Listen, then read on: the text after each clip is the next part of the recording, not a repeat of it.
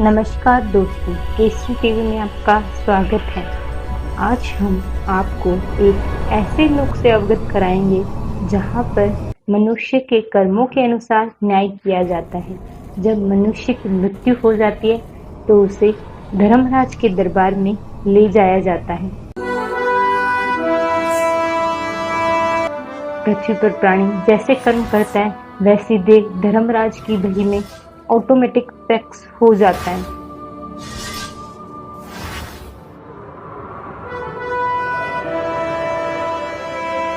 इसलिए धर्मराज को 21 ब्रह्मांड का न्यायाधीश भी कहा जाता है, जहाँ पर प्राणियों का लेखा जोखा किया जाता है।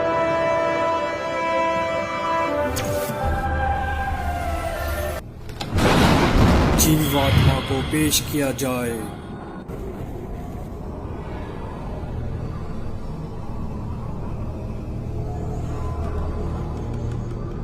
इसने प्राय स्त्री के साथ दुष्कर्म और हत्या का पाप किया है, इसे नरक में डाला जाए।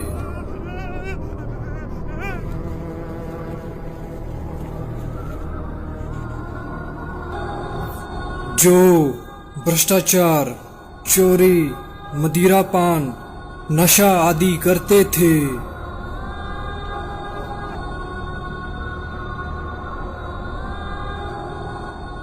पर स्त्री के साथ दुष्कर्म।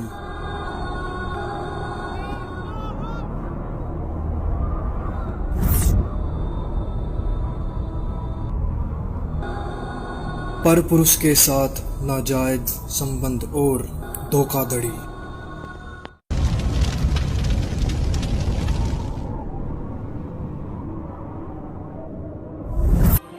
दो नंबर का काम करके कमजोर और असहाय लोगों का शोषण करना और मनुष्य के जीवन के साथ खिलवाड़ करना।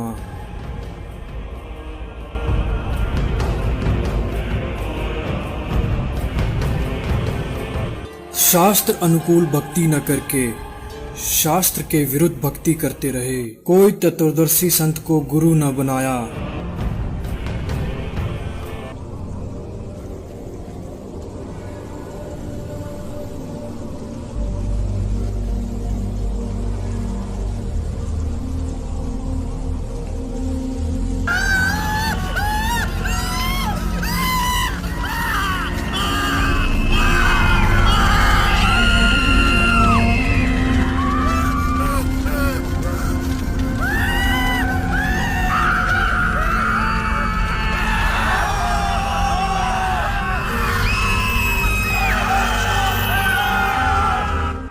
पूर्ण परमात्मा ने कष्ट देखा और उसको आना पड़ेगा, शास्त्रों को खोलना पड़ेगा और इतिहास को फिर दोहराना पड़ेगा जो 600 साल पहले।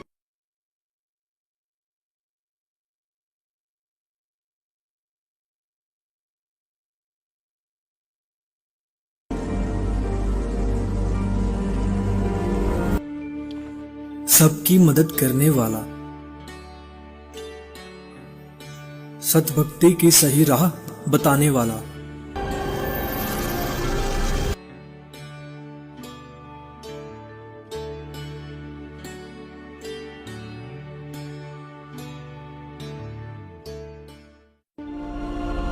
बहुत सारी आत्माएं तत्व ज्ञान को जानकर सतलोक चली जाएंगी। तेरे कोटी में झांकी सुरता तो हे पति बुलावे हे, इस मोह ममता के जाल में तने काल फसावे हे। अपने पति को भूल बावली बैठी आराम संगर के, काम क्रोध मोह लोभ मस्करे रिये जारा के। अपने पति को भूल बावली बैठी आराम संगर के, काम क्रोध मोह लोभ मस्करे रिये जारा ते डर के। मात पिता संतान संपत्ति में तू तो उलझ गई घर के, मिलना चाहे पति अपने ते बांधे कफन सिर के। उस पूर्ण परमात्मा की भक्ति करने के पश्चात यह आत्मा उस जगह चली जाएगी जहाँ की हर वस्तु कभी खराब नहीं हो सकती और वहाँ पर हमेशा कभी बुढ़ापा कभी नहीं आता, हमेशा युवा शरीर रहता है।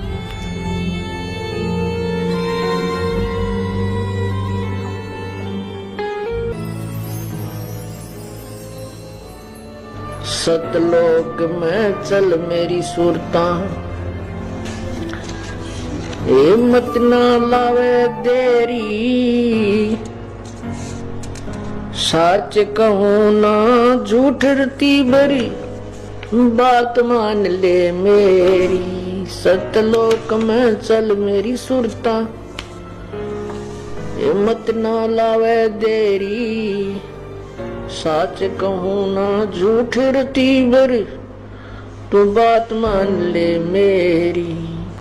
कहते हैं मन मान सरोवर नाण रे, जल के जंतु रे जल माही, आठों बखत बिहान रे, आठों बखत बिहान रे। मन मान सरोवर नाण रे, जल के जंतु रे जल माही, आठों बखत बिहान रे। कि भाई मन नो कहे मान सरोवर नहाया करे। ऊपर जो सरोवर है सतलोक की तरफ चलते हैं ना, इस मृत मंडल में भी 21 ब्रह्मांड के अंदर भी मान सरोवर है, इनसे ऊपर सतलोक में भी मान सरोवर है।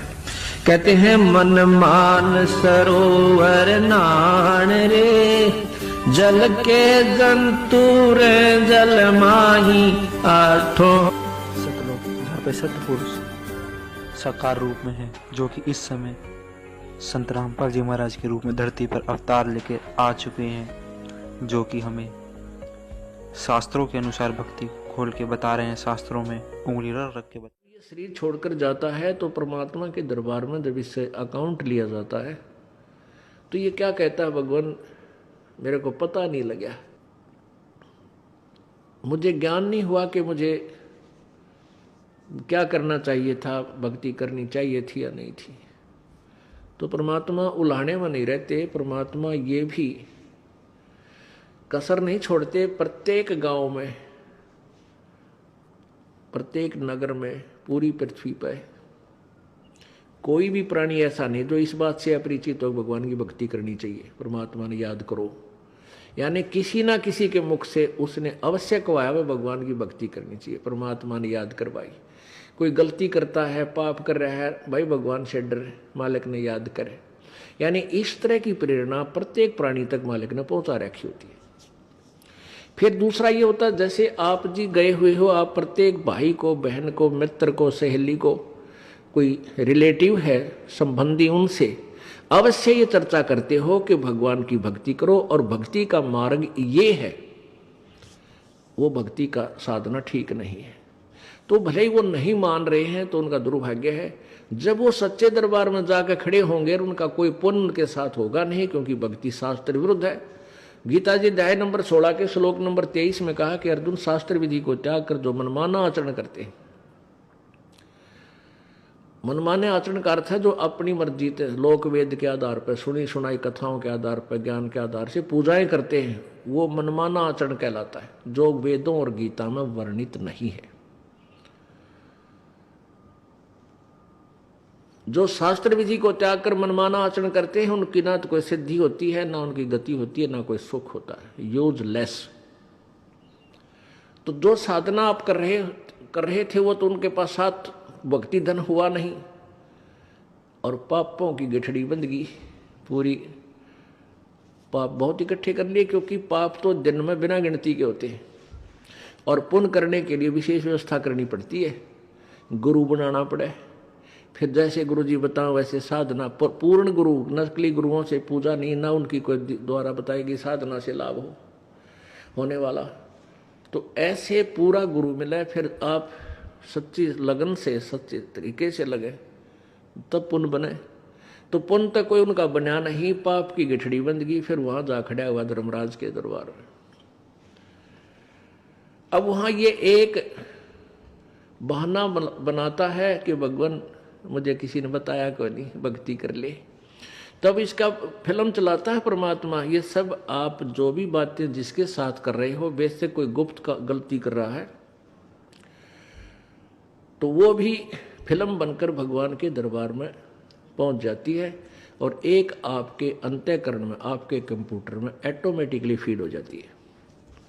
तो जब ये वहां खड़ा होकर ये झूठ बोलता है, बहाना बनाता है, तो परमात्मा इसके कंप्यूटर से जो वहाँ भगवान के दरबार में इसके नंबर का है ऑन कर देता है कि ले देख, ये भक्त तुझे क्या कह रहा है, ये बहन तुझे क्या कह रही है कि भक्ति कर ले, तू क्या कह रहा है, फिर देखेंगे किसने देखा है। ईब के भक्ति करने का टाइम से बुढ़ा होकर भक्ति करूंगा। और भक्ति तने करी नहीं, बकवाद करता रहा।